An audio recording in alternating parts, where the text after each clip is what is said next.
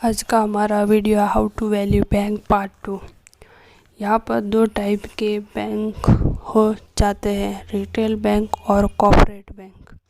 Retail bank जैसे home loan, car loan, personal loan देता है, और कॉर्पोरेट लोन होता है जो बड़े बड़े कंपनीज को लोन देते हैं। जैसे HDFC बैंक और कोटक भी लार्ज कंपनी को लोन देते हैं, लेकिन सिर्फ टॉप कंपनीज को एंड गुड कंपनीज को। जैसे पास्ट में भी उन्होंने पे किया है लोन अच्छे से, लेकिन यस बैंक हायर इंटरेस्ट पे लोन देता था, वो भी लो क्वालिटी कंपनीज को। इसलिए यस बैंक को एंड में प्रॉब्लम हुआ और लॉस भी हुआ, क्योंकि कंपनीज वापस ही नहीं कर पा रही थी लोन को। रिटेल लोन सेफ होते हैं, सेफ माने जाते हैं, क्योंकि ये लोन बहुत ही छोटे होते हैं। जैसे पर्सनल लोन, होम लोन, ये कोई 100 करोड़, 200 करोड़, 500 करोड़ के नहीं होते हैं, वो छोटे होते हैं।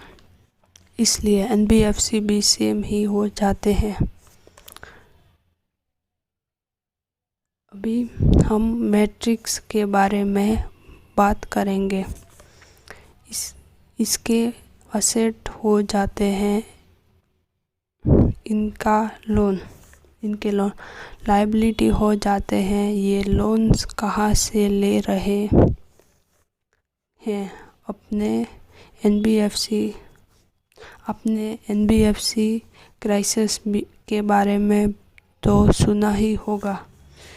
NBFC लोन लॉन्ग टर्म का लोन देते थे, लेकिन शॉर्ट टर्म का लोन वो बोरो करते थे, तो प्रॉब्लम हो जाता था।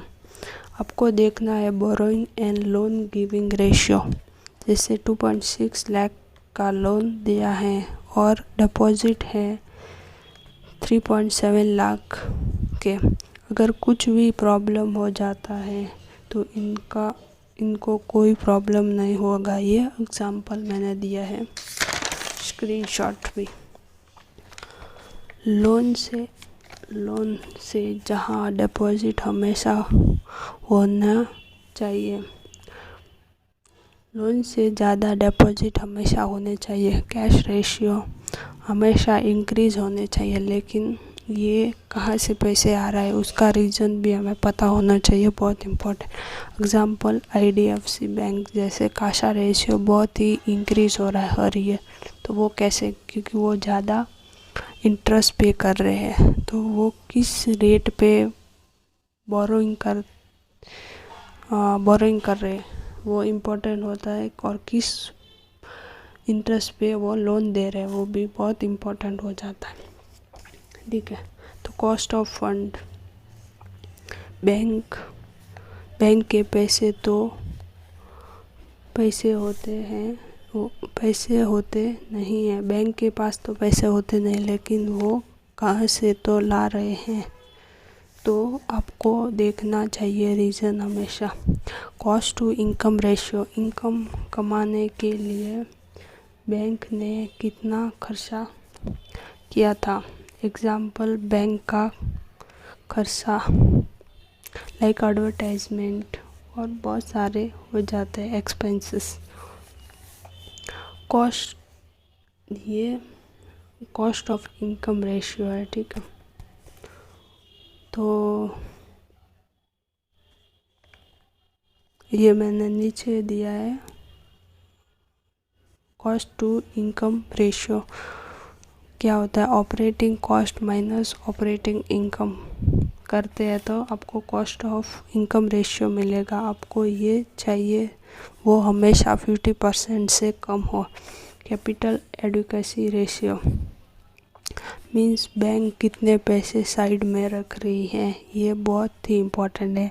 ये गवर्नमेंट को भी लोन देती है, तो यहाँ पर तो कुछ रिस्क नहीं है, लेकिन इंटरेस्ट कम मिलता है बस। कैपिटल एडिक्वेसी रेशियो हमेशा 12% से ज़्यादा कैपिटल एडिक्वेसी रेशियो होना चाहिए। Capital adequacy ratio formula tier 1 capital plus tier 2 capital divide by risk weighted asset. ये टायर 1 और टायर 2 बैंक का कैपिटल है। टायर 1 क्या होता है? मीन्स बैंक के पास इमीडिएटली एक्सेस हैं पैसों का। ये वो पैसे हैं जो उन्होंने पास्ट में कमाए हैं। टायर 2 ये पैसे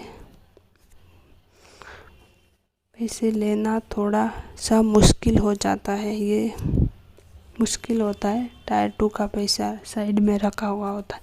तो importance point check loan and deposit ratio. Deposit ratio हमेशा लोन रेशियो से ज़्यादा होना चाहिए। काशा रेशियो हमेशा इंक्रीज़ होना चाहिए और आपको रीज़न भी पता होना चाहिए कि कैसे कहाँ से आ रहा है, कितना इंटरेस्ट, मार्जिन ऑफ इंटरेस्ट कितना है। ठीक है। कॉस्ट ऑफ फंड हमेशा डिक्रीज़ होना चाहिए।